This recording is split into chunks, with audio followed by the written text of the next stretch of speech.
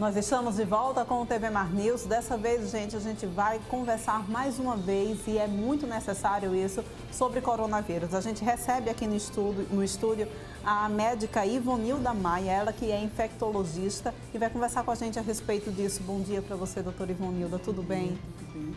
Eu só vou fazer uma correção, me permita. Eu sou especialista em clínica médica, mas tenho pós-graduação em infectologia e trabalhei há 25 anos no hospital de referência do estado e ainda atuo lecionando, né, ensino o módulo que tem a infectologia. Uhum. Então, a gente está vendo aí os desdobramentos do caso do coronavírus no país inteiro e aqui no mundo inteiro também, né? A gente já tem aqui 77 casos confirmados, aqui em Alagoas, um caso confirmado e 10 ainda suspeitos em investigação. Como é que está esse panorama? A gente percebe que muita gente já estava baixando a guarda e aí veio então essa questão da pandemia, que agora foi considerada uma pandemia pela Organização Mundial de Saúde. É necessário mesmo, ao seu ver? Como é que está a situação? Bom dia. Bom dia. A gente vê que, na realidade, o nome que a Organização Mundial de Saúde anunciou assustou as pessoas, né? Até por desconhecimento do que significa isso. Pandemia é nada mais nada menos que a epidemia que se dissemina entre países, né? Então tem mais de 2 países. Atualmente nós temos os 5 continentes já com casos de coronavírus, do Covid-19, e a transmissão sustentada interhumana. Não muda, na realidade, a situação. Assustou as pessoas por desconhecimento, mas não é um momento de ter pânico. A gente tem situações diferenciadas nos países. Então, o Brasil tem uma situação, determinada situação. Inclusive, como o Brasil é um país continental, nós temos em cada estado uma própria situação. E a gente deve ter ponderação para seguir os protocolos recomendados pela Organização Mundial de Saúde, e o Brasil está constantemente atualizando, né, e nós estamos sempre acompanhando para atualizar, de forma que o que a gente diz hoje pode ser modificado amanhã por uma questão de modificação mesmo do comportamento do vírus no nosso país. Eu creio que a gente vai ter ainda um aumento grande em relação ao número de 77, como você disse, hoje, né? Foi 77 e antes de ontem estava em 35. Então, veja que está aumentando porque nós temos um grande número de suspeitos e esses suspeitos estão aguardando exames. Naturalmente, uma parte vai ser descartada, mas outra parte vai ser confirmada. E enquanto não se confirma, nós provavelmente também teremos novos suspeitos entrando, né, os comunicantes que tiveram contato com as pessoas que estavam transmitindo. Então, essa realidade tende ainda a se acentuar. A gente consegue dar mais ou menos o panorama do que nos aguarda mais ou menos daqui para 15 dias? Não. Ainda não. O que nos aguarda daqui a 15 dias é que o que eu creio é que haja uma tendência a um aumento exponencial. Porque nós temos mais ou menos ontem, a notícia de ontem era creio que 905 suspeitos no país. Então, vejam que metade pode dar positivo. Uhum. Né? E o exame demora cerca de 2 a 3 dias. Então, nós teremos aumentos diários ainda de infectados.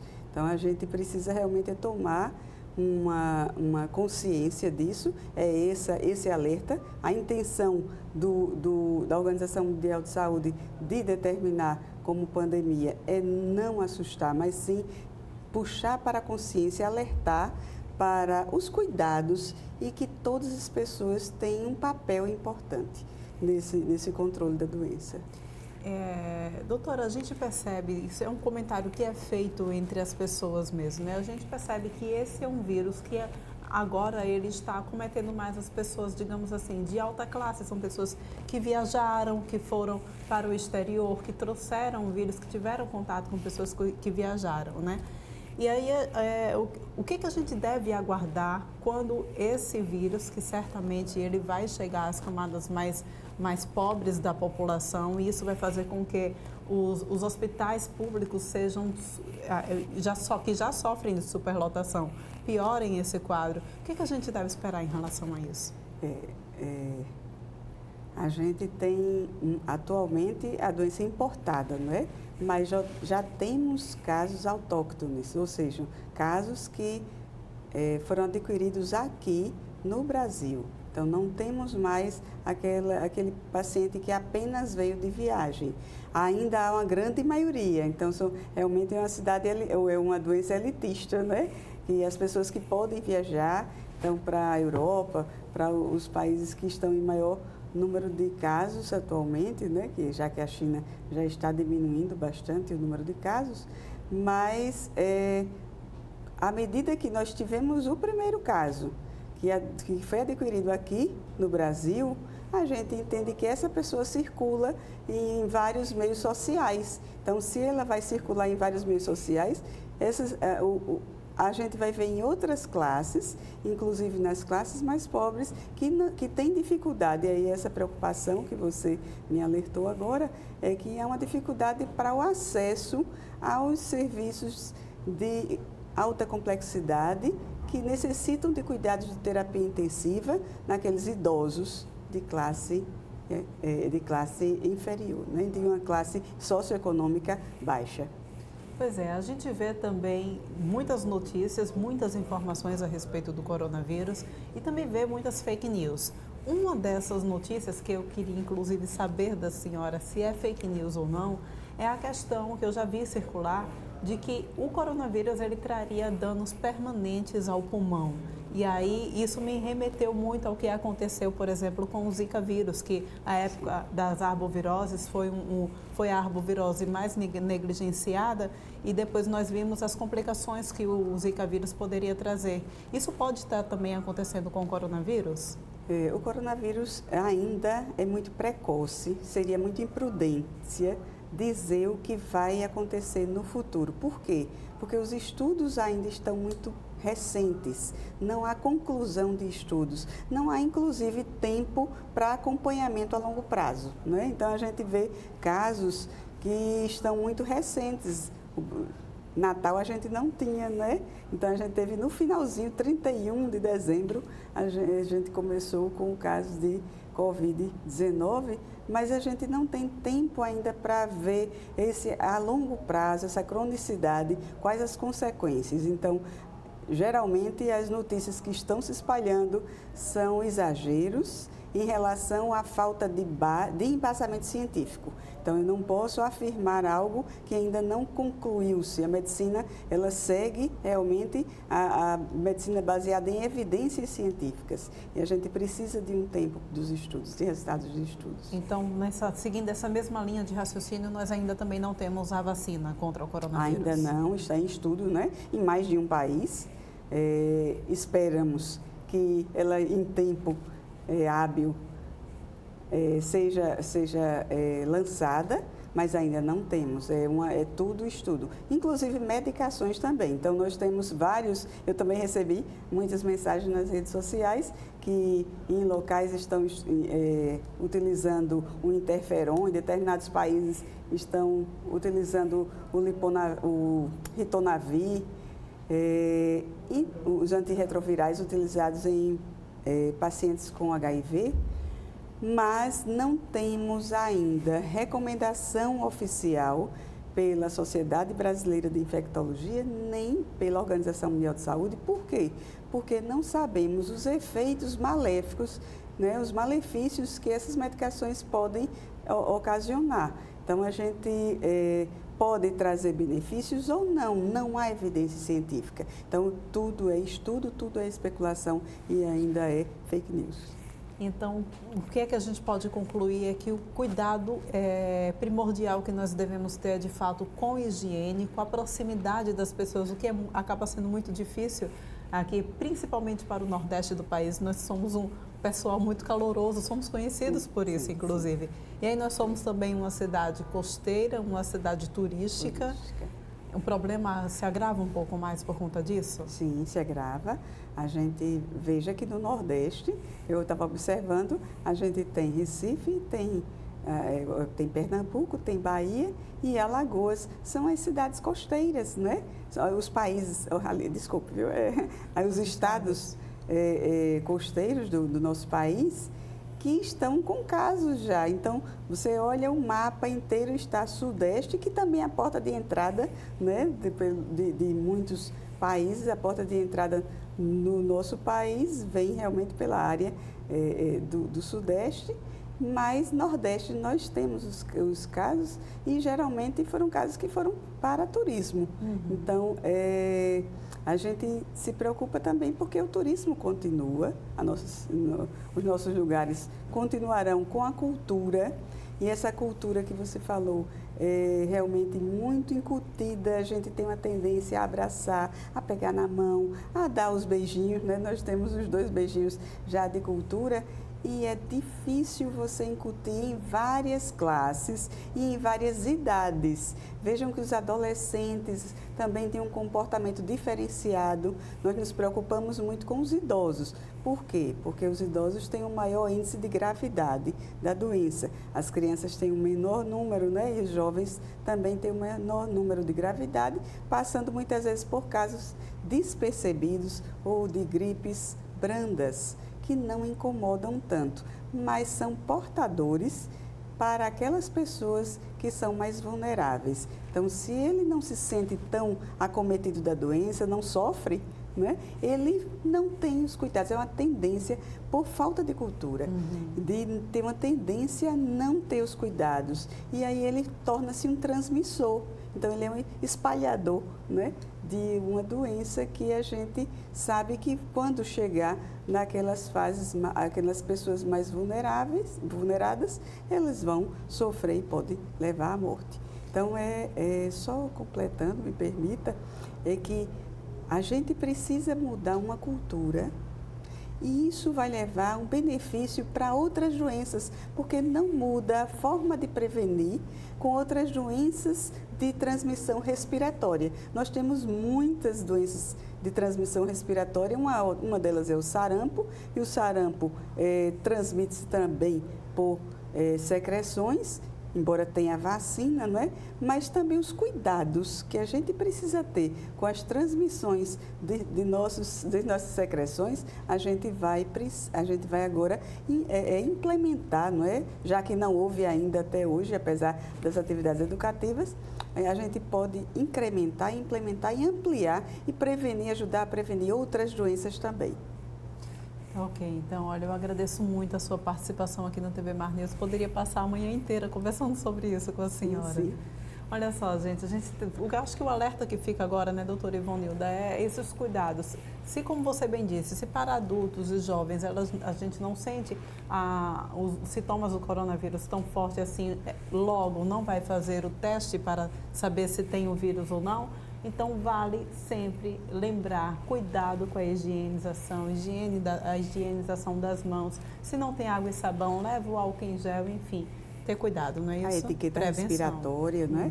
Se tem sintomas, a gente vai afastar-se. Então, eu sou professora, né? Então, sou coordenadora do curso de medicina do SESMAC. E a gente recebe muitos questionamentos dos alunos que a gente não esperava. Então, chegou um aluno de viagem, não no nosso curso, mas em outro curso, e eu fui consultada.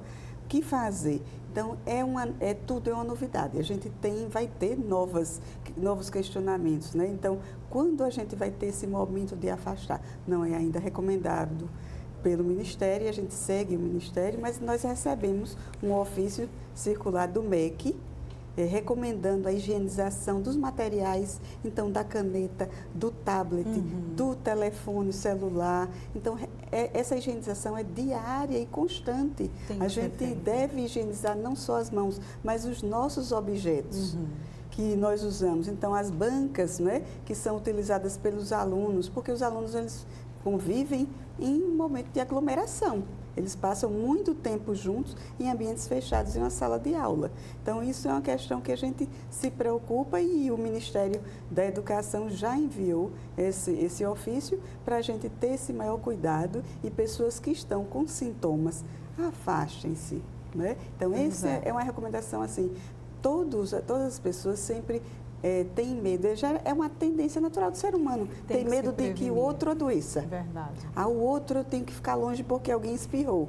Mas quando eu estou espirrando, eu tenho que lembrar de não me aproximar, usar uma máscara. Eu estou com sintomas respiratórios, eu uso uma máscara cirúrgica e me afasto, eu me recolho até ser um diagnóstico firmado se aquela doença é o Covid-19 ou não. Não é? Etiqueta respiratória, como você bem citou aqui. Muito obrigada pela sua participação aqui, gente. A gente continua falando sobre coronavírus e agora a gente vai ver o material feito por Arnaldo Ferreira também. Ele entrevistou a pessoa responsável pela CESAL, que está respondendo também por essa questão do coronavírus, e a gente vai acompanhar a partir de agora. A epidemia no Brasil também ganha contornos de pandemia, como recomenda a Organização Mundial de Saúde e o Ministério da Saúde. A Superintendência de Vigilância em Saúde, no caso a superintendente Cristina Rocha, esclarece que muda pouca coisa, porque os protocolos continuam os mesmos. Por exemplo, nós temos 20 casos suspeitos e um confirmado. O que muda nesse contexto? Nós tivemos até agora 21 casos notificados. Quando o caso é notificado, a gente vai avaliar e classifica ele como suspeito, descartado, excluído ou confirmado quando tem o resultado do laboratório. Atualmente, nós temos 9 casos suspeitos sendo monitorados. Esses casos suspeitos têm algum protocolo especial? Porque nós estamos falando de classe média alta, não é isso? O protocolo é você orientar esse paciente, quem orienta é o médico, para ele ficar em isolamento domiciliar. Isolamento domiciliar significa evitar o contato com outras pessoas, evitar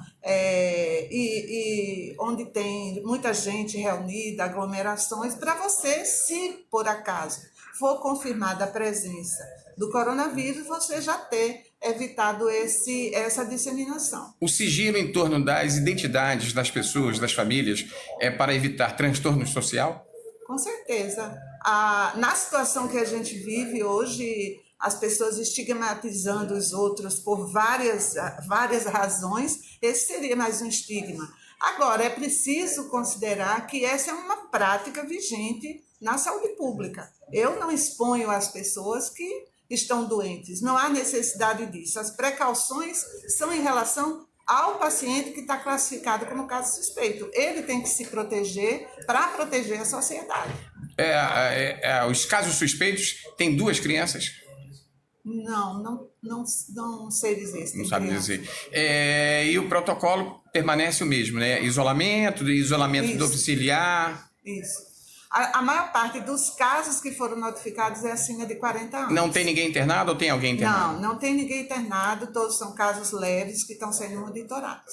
Ok. De suspenso, alguma medida de suspender aglomerações, festas públicas, alguma recomendação nesse sentido? Olha, no Brasil, e eu acho que talvez em São Paulo isso seja avaliado, mas no resto dos estados a gente tem uma transmissão controlada, sob controle, a gente não tem uma disseminação do vírus. Então, não cabe pânico, não cabe tomar nenhuma medida radical e a gente está seguindo as diretrizes do Ministério da Saúde.